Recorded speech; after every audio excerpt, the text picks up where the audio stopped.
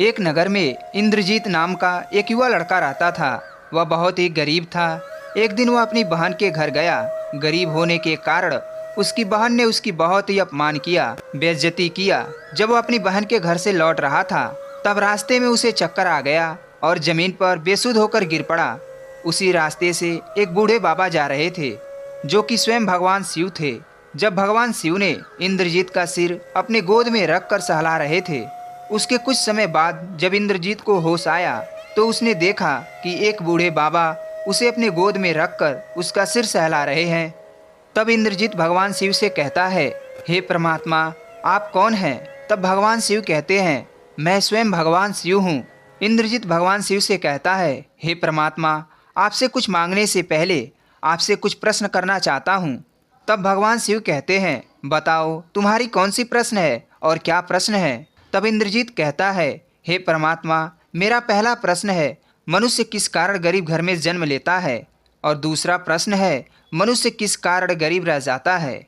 और मेरा तीसरा प्रश्न है, मनुष्य क्या करे तो गरीब नहीं रहेगा? और मेरा चौथा प्रश्न है कि मनुष्य को क्या करना चाहिए जिससे कि गरीबी उसके पास कभी आए ही नहीं? तब भगवान शिव कहते हैं, मैं तुम्हारे सभी प्रश्नों का एक एक करके जवाब दूंगा, लेकिन इसके लिए तुम्हें मेरे साथ कुछ दूर चलना होगा। तब इंद्रजीत कहता है, जैसी आपकी इच्छा। तो दोस्तों, चलिए कहानी को शुरू करते हैं बिना समय गंवाए। तो इससे पहले अगर आप हमसे नए जुड़ रहे हैं तो चैनल को सब्सक्राइब अवश्य कीजिएगा, और हमारी मेहनत आपको पसंद आए तो वीडियो को लाइक कीजिएगा। दोस्तों, बहुत समय पहले की बात है। किसी गांव में एक गरीब किसान रहता था और उसकी एक पत्नी थी। उसके दो बच्चे थे, एक लड़का और एक लड़की। किसान अपने बच्चों से बहुत प्यार करता था। उसके लड़के का नाम इंद्रजीत था और लड़की का नाम राधा था। उसकी लड़की देखने में बहुत सुंदर थी। धीरे धीरे दोनों बच्चे बड़े होने लगे। जब लड़की जवान हो जाती है तो वे बहुत ही सुंदर और सुशील होती है। जब उसका पिता अपनी लड़की की तरफ देखता है तो अपनी पत्नी से जाकर कहता है, हे भाग्यवान, अपनी बेटी शादी के लायक हो गई है। अब मैं इसके लिए कोई अच्छा सा लड़का देखकर इसकी शादी कर देता हूँ। पत्नी ने कहा, ठीक है स्वामी, आप कहीं अच्छा सा लड़का देखिए और अपनी बेटी का शादी कर दिया जाए। वह अपनी लड़की के लिए लड़का देखने के लिए जाता है और वह पड़ोस के गांव में बड़े घराने में अपनी लड़की का रिश्ता तय कर देता है। उस सुंदर और सुशील लड़की को देखकर लड़के वाले उसे पसंद कर लेते हैं। जैसे तैसे वे अपनी लड़की की शादी उस पैसे वाले घर में कर देता है। उसका पुत्र भी जवान हो चुका था। उसने अपने पुत्र की शादी अपने बराबर के लोगों से की। उसकी पुत्रवधू जो थी वह गरीब घराने से थी। मित्रों, उस किसान पिता ने अपने दोनों बच्चों की शादी कर दी। लड़की का शादी अमीर घराने में की और लड़के का शादी गरीब घराने में किया। कुछ दिनों बाद दोस्तों, ऐसे दिन गुजरते चले गए। अचानक से किसान की तबीयत खराब हो जाती है। तबीयत इतनी खराब हो जाती है कि उसे बचाना मुश्किल हो जाता है और अंत में किसान का मृत्यु हो जाता है। उसके कुछ समय बाद उसकी पत्नी का भी देहांत हो जाता है। दोस्तों, अब तो उस लड़के के माता पिता दोनों इस दुनिया से जा चुके थे। पिता के खत्म होने के कुछ दिन बाद ही उसकी लड़की राधा अपने ससुराल चली जाती है और इधर उसका लड़का और उसकी पुत्रवधू अपने खेतों में काम करके अपनी जीविका चलाने लगते हैं। बहन तो पैसे वाले घर में थी, अब तो वे पैसे वाले लोगों से ही मिलती है, उन्हीं लोगों के पास बैठती है। अब वो इतनी बदल चुकी थी कि अपने भाई से नफरत करने लगी। वे सोचती थी, मेरा भाई इतना गरीब है कि यदि मैं इससे बात करूंगी तो यह मेरे घर आएगा और फटे पुराने कपड़े पहने देखकर मुझे बहुत शर्म लगेगी और मेरी इज्जत भी खत्म हो जाएगी। इसलिए वे अपने भाई से ना तो दोस्तों बात करती और ना ही उसे अपने घर बुलाती थी। भाई इंद्रजीत भी यह बात जानता था कि मेरी बहन बहुत ही बदल चुकी है। वे पैसे वाले घर में पहुंच गई है, इसलिए उसे घमंड हो गया है। वह मुझसे नफरत करती है क्योंकि मैं गरीब हूँ। इसलिए वह भी इस बात को जानता था और इसीलिए वह अपने बहन के घर नहीं जाता था। उसे अपने बहन की बहुत याद आती थी क्योंकि उसकी बहन उससे बात नहीं करती थी। दोस्तों, इधर क्या होता है कि राधा की जेठानी की लड़की की शादी होने वाली थी, लेकिन राधा अपने भाई को दावत नहीं देती है। जब यह बात उसके भाई इंद्रजीत को पता चलती है कि मेरी बहन की ससुराल में उसकी जेठानी की लड़की की कुछ दिनों बाद ही शादी होने वाली है, तो वह अपनी पत्नी से जाकर कहता है कि हे भाग्यवान, राधा की जेठानी की लड़की की शादी होने वाली है। तो उसकी पत्नी कहती है, क्या दावत आई है? तो इंद्रजीत अपनी पत्नी से झूठ बोल देता है और कहता है, हाँ दावत आई है, हमें वहाँ चलना पड़ेगा। दोस्तों, इंद्रजीत तो इतना गरीब था कि उसके पास इतने पैसे भी नहीं थे कि वह अपनी बहन के घर चले जाता। फिर उसने क्या किया कि कहीं से रुपए उधार लिया और अपने बहन के लिए साड़ी खरीदी, उसके जेठानी के लड़की के लिए भी साड़ी खरीदी, कुछ कपड़े खरीदे और उन कपड़ों को लेकर अपने बहन के ससुराल पहुंच जाता है। इधर दोस्तों, उस राधा की जेठानी बाहर कुछ काम कर रही होती है, तो वह राधा के भाई को जब आते हुए देखती है तो दौड़ती हुई राधा के पास जाती है और कहती है, राधा तुम्हारा भाई आया है, जल्दी चलो, बाहर तुम्हारा इंतजार कर रहा है। राधा ने उससे पूछी कि दीदी मेरा भाई कैसे कपड़ा पहना हुआ है, तो उसकी जेठानी ने बताया कि तुम्हारा भाई फटे पुराने और मैले कुचैले कपड़े पहनकर आया हुआ है। इतनी बात सुनकर राधा जो थी उसके मन में आग सी लग गई। राधा ने जल्दी से अपना दरवाजा बंद कर लिया और ना ही बाहर गई और ना ही अपने भाई को अंदर बुलाई। काफी समय हो गया लेकिन बेचारा वे भाई खड़ा रहा। कम से कम 4-5 घंटे बीत गए। उसकी जेठानी उसे फिर देखा, इंद्रजीत बेचारा वहीं पर खड़ा हुआ है, तो उसने अपने देवरानी से यानी कि राधा से जाकर कही कि राधा तुम जाती क्यों नहीं हो, तुम्हारा भाई अभी तक बाहर खड़ा है। तो उसने अपनी जेठानी से कहा, दीदी मेरे भाई को पीछे वाले गेट से बुला लाओ। उसकी जेठानी जाती है और इंद्रजीत को अंदर ले आती है। जब इंद्रजीत अंदर जाता है तो अपनी बहन से दुख भरी आवाज़ में बोलता है कि बहन क्या तुम मुझे भूल गई हो, मुझे तुम्हारी बहुत याद आती है। और इतना कहने के बाद वे भाई रोने लगता है, लेकिन उसकी बहन इतनी घमंडी हो गई थी कि उसे अपने भाई का दुख भी दिखाई नहीं दे रहा था। उसने तुरंत बोला कि तुम्हें यहाँ किसने बुलाया था, तुम्हें किसने दावत दिया था, जो तुम इतने गंदे कपड़े पहनकर चले आए हो। मैंने तो तुम्हें दावत भी नहीं दी थी, फिर भी तुम मुंह उठाकर यहाँ चले आए हो। तुम्हें तो शर्म है ही नहीं, तुम्हें तो मेरी इज्जत का भी ख्याल नहीं है। तुमने यहाँ आकर मेरी इज्जत को मिट्टी में मिला दिया है, जो तुम यहाँ फटे पुराने कपड़े पहनकर चले आए हो। दोस्तों, इतना बात सुनने के बाद उस भाई को ऐसा लगा जैसे पैरों तले जमीन खिसक गई हो। उसकी आंखों से आंसू बह रहे थे। उसकी बहन उसे इतना खरा खोटा सुनाती है, लेकिन इंद्रजीत उसे एक शब्द भी नहीं कहता है। चुपचाप वह अपनी बहन की बातें खड़ा होकर सुनता है। उल्टा सीधा बोलने के बाद राधा कहती है, मेरे साथ चलो, और एक कमरे में ले जाती है। वहां ले जाकर कहती है, तुम इसी कमरे में बैठे रहना, बाहर मत आना। जब तक मैं ना कहूँ तब तक तुम यहाँ बैठे रहना, बाहर आने की कोशिश मत करना। इंद्रजीत ने जवाब दिया, ठीक है बहन, मैं इसी कमरे में बैठा रहूंगा। राधा बोली, अगर तुम बाहर आए तो समझ लेना मेरी इज्जत खराब हो जाएगी।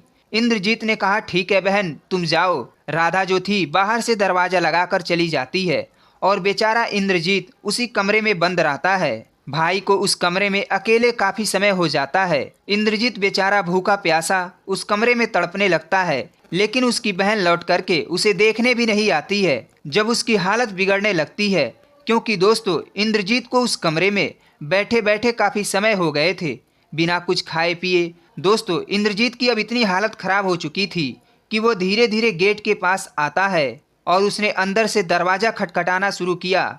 इधर दोस्तों, राधा की जेठानी उधर से निकल रही थी। उसने देखा कि उस कमरे में कोई बंद है। उसने आवाज सुनी तो उसने दरवाजा खोला। जब उसने दरवाजा खोली तो उसने देखा कि राधा का भाई इसमें बंद है। जब उसने पूछा कि तुम्हें यहाँ किसने बंद किया, तो बेचारा भाई कुछ नहीं बोल पाया, मजबूर था। क्या यह कहता कि मेरी बहन ने इस कमरे में मुझे बंद कर दिया कि कहीं उसकी इज्जत खराब ना हो जाए। वह कुछ नहीं बोला।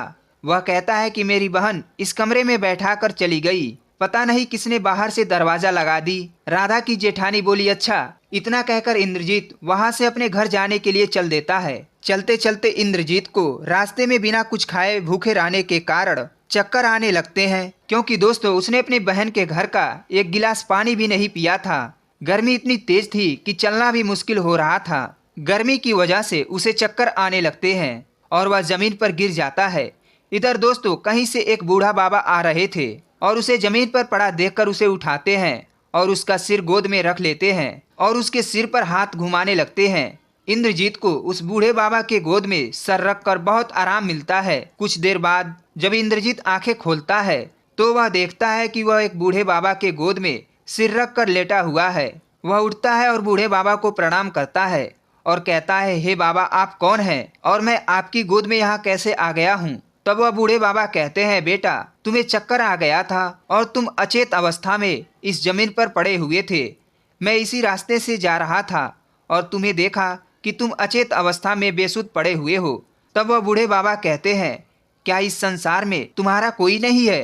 तब वह इंद्रजीत कहता है, हे बाबा, ऐसा नहीं है, मेरी पत्नी भी है और मेरी बहन भी है और मेरे माता पिता थे जो अब इस दुनिया में नहीं हैं। तब बूढ़े बाबा उससे पूछते हैं, तुम यहाँ कैसे आ गए? तब इंद्रजीत कहता है, हे बाबा, मैं अपनी बहन के घर से आ रहा हूँ, मुझे बहुत तेज भूख लगी है, आपके पास खाने के लिए कुछ है? तब बूढ़े बाबा झोली से एक फल निकाल कर देते हैं। इंद्रजीत उस फल को खा लेता है। तब वह बाबा उस कमंडल से पानी पिलाते हैं। पानी पीने के बाद वह अपनी बहन की सारी बातें उस बाबा से बताता है। तब वह बाबा कहते हैं, बेटा तुम घबराओ मत, मैं तुम्हारे साथ हूँ, तुम्हें क्या चाहिए मुझे बताओ, मुझसे तुम जो कुछ भी मांगोगे मैं तुम्हें अवश्य दे दूंगा। तब इंद्रजीत सोचता है कि यह तो खुद भी फटे पुराने कपड़ों में मेरे जैसे ही हैं और यह कह रहे हैं तुम जो कुछ भी मांगोगे मैं तुम्हें दे दूंगा। भला ऐसा हो सकता है एक भिखारी को एक भिखारी कुछ दे सके? दोस्तों, इंद्रजीत को यह पता नहीं था कि वह भिखारी बूढ़े बाबा स्वयं भगवान शिव हैं। तब वह बूढ़े बाबा से कहता है, हे बाबा, आप भी मेरे जैसे ही हैं, तो आप मेरी मदद कैसे कर सकते हैं? तब भगवान शिव अपने स्वरूप में आते हैं। जब इंद्रजीत भगवान शिव को देखता है तो उनके चरणों में गिर पड़ता है और अपनी सारी दुख सारी तकलीफ भगवान शिव से कहता है। भगवान शिव कहते हैं, तुम घबराओ मत, अब तुम बताओ तुम्हें क्या चाहिए? तब इंद्रजीत भगवान शिव से कहता है, हे परमात्मा, मैं आपसे कुछ मांगने से पहले आपसे कुछ प्रश्न करना चाहता हूँ। तब भगवान शिव कहते हैं, बताओ तुम्हारी कौन सी प्रश्न है और क्या प्रश्न है? तब इंद्रजीत कहता है, हे परमात्मा, मेरा पहला प्रश्न है, मनुष्य किस कारण गरीब घर में जन्म लेता है? दूसरा प्रश्न है, मनुष्य किस कारण गरीब रह जाता है? और मेरा तीसरा प्रश्न है, मनुष्य क्या करे तो कभी गरीब नहीं रहेगा? और मेरा चौथा प्रश्न है कि मनुष्य को क्या करना चाहिए जिससे कि गरीबी उसके पास कभी न आए? तब भगवान शिव कहते हैं, मैं तुम्हारे सभी प्रश्नों का एक एक करके जवाब दूंगा, पहले तुम मेरे साथ कुछ दूर चलो तो। तब इंद्रजीत भगवान शिव के पीछे पीछे जाने लगता है। जब भगवान शिव एक घने पेड़ की छांव में बैठ जाते हैं तब इंद्रजीत भी उनके साथ ही बैठ जाता है। तब वह बूढ़े बाबा कहते हैं, इस संसार में कोई भी मनुष्य गरीब पैदा नहीं होता, मनुष्य गरीब होता है अपने कर्मों के कारण। यदि मनुष्य सही मार्ग पर सही दिशा में प्रयास करे और कर्म करे तो वह कभी गरीब नहीं रहेगा। और रही बात गरीबी की, तो गरीबी कुछ पल की मेहमान होती है और मनुष्य उस मेहमान को जब चाहे विदा कर सकता है। लेकिन मनुष्य हाथ पर हाथ रखकर बस यही सोचता है कि मैं गरीब हूँ। असल में गरीब होना कोई गुनाह नहीं है, जितना गरीबी के बारे में वह सोचकर गुनाह कर देता है। तब इंद्रजीत कहता है, हे प्रभु, आपने मेरे प्रश्नों का उत्तर तो नहीं दिए। तब भगवान शिव कहते हैं, तुम्हारा पहला प्रश्न था कि मनुष्य किस कारण गरीब घर में जन्म लेता है। तो देखो, मनुष्य का जन्म गरीब या अमीर देखकर उसके जन्म का निर्धारण नहीं होता। मनुष्य अपने कर्मों के कारण गरीब या अमीर घर में जन्म लेता है। गरीब घर में जन्म लेने वाले बच्चे भाग्यशाली होते हैं क्योंकि उन्हें अपने कर्म करने का अवसर मिल जाता है, और जो अमीर घर में जन्म लेते हैं उन्हें कर्म करने का अवसर बंद हो जाता है। इसलिए अगर तुम गरीब घर में जन्म लिए हो तो यह तुम्हारा भाग्यशाली होने का एक लक्षण है। तुम कर्म करो और अपने कर्म से अमीर बन सकते हो, बहुत सारा धन कमा सकते हो। आगे बूढ़े बाबा कहते हैं कि तुम्हारा दूसरा प्रश्न था कि किस कारण मनुष्य गरीब रह जाता है। तो मनुष्य का गरीब रह जाने का एक ही कारण होता है कि मनुष्य कभी भी ईमानदारी से अपने कर्म को पूरा नहीं करता है, उसे बीच में ही छोड़ देता है या उस कर्म को करता ही नहीं है जिस कर्म को उसे करना चाहिए था। वह दूसरे कामों में अपने कर्म को छोड़ देता है, जिस कारण मनुष्य गरीब रह जाता है। आगे बूढ़े बाबा कहते हैं कि तुम्हारा तीसरा प्रश्न था कि मनुष्य क्या करे कि वह कभी गरीब नहीं रहे। तो इसका उत्तर है कि मनुष्य को लगातार अपने कर्म को करते रहना चाहिए। सफलता पाने का और धन कमाने का सबसे बड़ा एक मंत्र है कर्म। आगे बूढ़े बाबा चौथे प्रश्न का उत्तर देते हुए कहते हैं कि तुम्हारा चौथा प्रश्न था कि मनुष्य क्या करे कि उसके पास कभी गरीबी भटके ही नहीं। तो इसके लिए मनुष्य को कर्म को निस्वार्थ भाव से करना चाहिए, जिससे कि आप जल्दी सफल हो सकते हैं और गरीबी आपके पास कभी भी नहीं आ सकती है। तो दोस्तों, ये रही आज की वीडियो। आपको वीडियो कैसी लगी आप कमेंट करके अवश्य बताइएगा, और अभी तक बने हुए हैं तो चैनल को सब्सक्राइब करके जाइएगा। धन्यवाद। फिर मिलते हैं किसी अगले वीडियो में।